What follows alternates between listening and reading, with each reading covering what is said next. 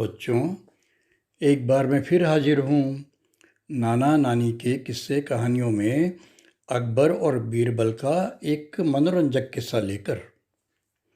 आपको तो मालूम ही है कि अकबर बादशाह के दरबार में बीरबल मंत्री ऐसा था जिनकी बुद्धि बहुत ही तीक्ष्ण, बहुत ही तीखी थी। किसी भी समस्या, किसी भी सवाल का जवाब तुरंत निकाल लेते थे और बीरबल जैसे ही जवाब देते अकबर बादशाह निरुत्तर हो जाते। तो एक दिन की बात है कि अकबर और बीरबल दोनों ही अपने बाग में सैर कर रहे थे, टहल रहे थे, घूम रहे थे। अचानक अकबर बादशाह की निगाह एक बांस के टुकड़े पर पड़ी। उन्होंने वह अपने हाथ में उठा लिया और हाथ में उठाकर उनके दिमाग में ये सूझा कि बीरबल का मज़ा लिया जाए, बीरबल से कुछ पूछा जाए। तो उन्होंने बीरबल को बोला, बताओ बीरबल, इस बांस के टुकड़े को बिना काटे कैसे छोटा किया जा सकता है?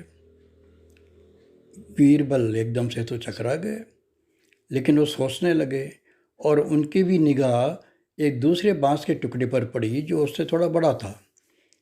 वो गए और वो बांस का टुकड़ा उठाकर लाए।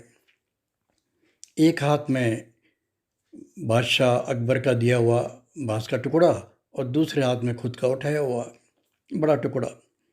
अब बीरबल ने अकबर से पूछा कि अब आप ही बताइए कि इसमें से कौन सा छोटा है, कौन सा बड़ा?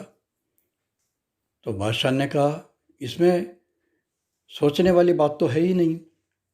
इसमें जो तुम लाए हो वो बड़ा है और जो मैंने दिया है वो छोटा है। तो तुरंत बीरबल ने मुस्कुराते हुए जवाब दिया, जहाँ पनाह, आप खुद ही बोल रहे हैं कि ये छोटा हो गया है, छोटा है, अब मैं और क्या जवाब दूँ? उसका जवाब सुन करके बादशाह निरुत्तर हो गए और बीरबल की पीठ थपथपाई। तो बच्चों, आप समझ गए ना, बुद्धिमानी से काम लोगे तो हर सवाल, हर समस्या का हल निकलेगा, जवाब मिलेगा। और यदि अपनी बुद्धि को दबा कर रखा, उसका विकास नहीं किया, तो हम किसी भी सवाल का जवाब नहीं ढूंढ सकते, किसी भी समस्या का समाधान नहीं निकाल सकते। इसलिए हमें बुद्धि से काम लेना चाहिए।